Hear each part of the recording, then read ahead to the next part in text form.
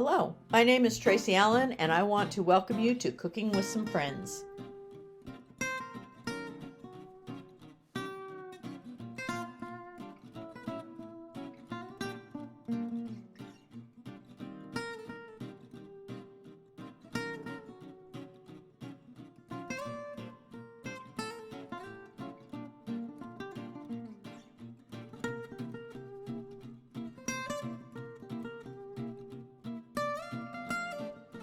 Hello, and welcome to Cooking with Some Friends. Supper time again, and so I am getting our supper ready, and it's going to be a quick one tonight. We're going to have our meat dish, but then we're going to also have some Mississippi mud potatoes, and I want to show you how to do those.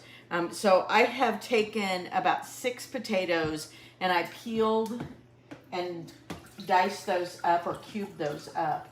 And I'm going to drain the water off. I had them in cold water until I was ready for them. And I've sprayed my 9x13 and I preheated my oven to 325. So I'm going to put my potatoes in my casserole dish. And then to them I want to add about 1/4 cup of green onion that I've diced up.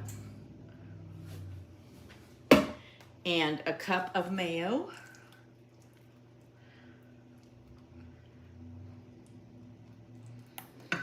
And then I want to add some garlic powder and, excuse me, I want about a teaspoon of that I'm going to mix into that mayo.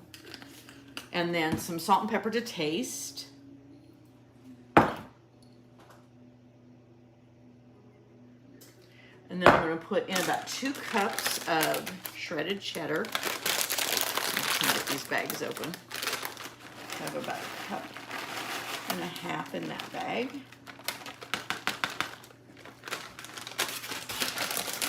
Using up some of my leftover cheeses. Okay. And then I went ahead earlier and fried and crumbled about 1 pound of bacon. So I'm going to mix all of this together and put this in the oven, like I said, at 325, and it needs to bake for about 1.5 hours at 325 until those potatoes are golden brown. So I want to get these started way ahead of the rest of our supper. They're super easy, but they take a little bit of time in the oven.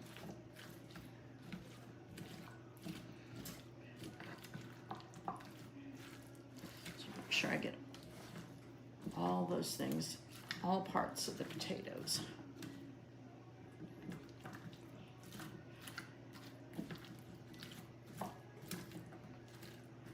Okay, get them in the oven to bake.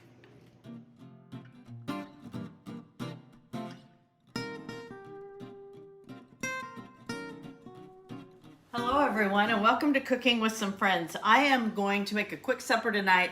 We're going to have 1 pot Cajun pasta, and I'm using my old Dutch oven, so bear with me. I'm going to start with heating my Dutch oven with about 1 tablespoon of olive oil. And to that, I'm going to add some meats, and you can use 1 pound of andouille sausage if you want to. If that's too spicy for you, you can use 1 pound of smoked sausage, and that's what we're going to do, even though it's not too spicy for us. It's what I had on hand. And then you're going to need 1/2 pound of chicken thighs that you cube up into 1-inch pieces, and 1 pound of chicken breast meat that you do the same too. And if you're using andouille, you want to go ahead and put it in the pan right away and start cooking that, and then add your chicken. If you're using smoked sausage, wait to add that to the pot until your chicken is about done. So I'm going to go ahead in this oil that I'm heating and add that 1/2 pound of chicken thighs and the pound of chicken breast that I cut up.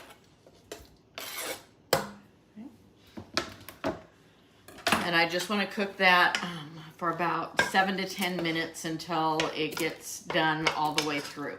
So I'll come back when it actually runs clear. Okay, so the meats we have are all cooked up, and I took those out of the pan and I added a tablespoon of butter to my pan.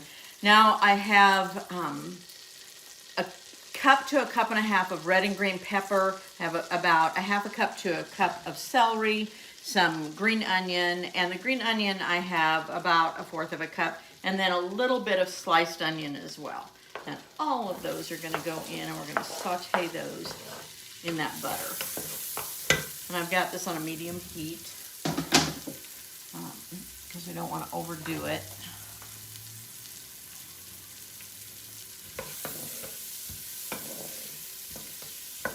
I'm also going to add in about a tablespoon of minced garlic.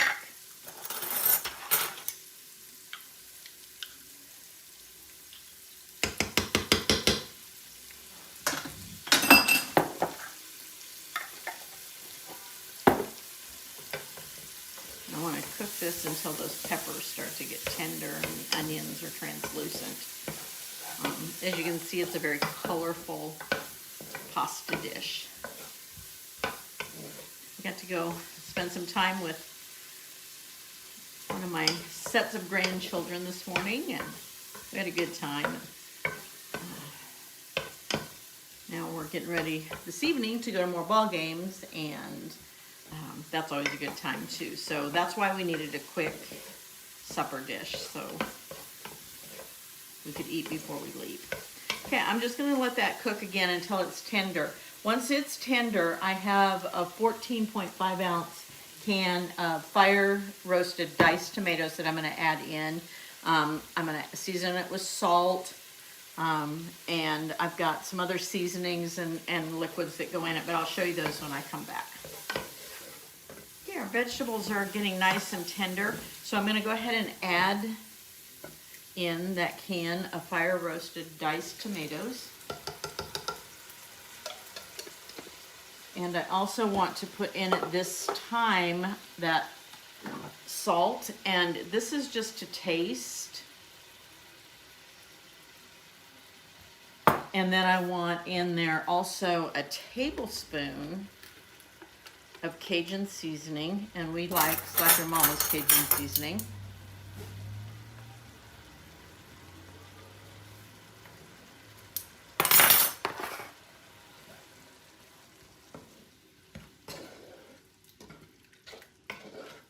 Okay, got that nice and stirred in.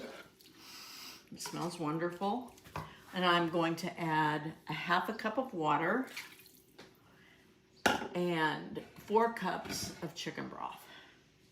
And I want to bring this to a boil. Once it boils, I'm going to drop the heat down and add 16 ounces or a pound of rigatoni noodles. So I'm waiting for it to come up to a boil. Once it does, I'll add the rigatoni and then drop it to a simmer, and I'm going to just let it cook until that rigatoni is tender. And that should take about 10 or 15 minutes, and it will absorb a lot of that liquid as well as it cooks. So bring to a boil. Once it boils, turn it down, add your rigatoni, let it simmer for 10 to 15 minutes. Okay, we've got our boil going.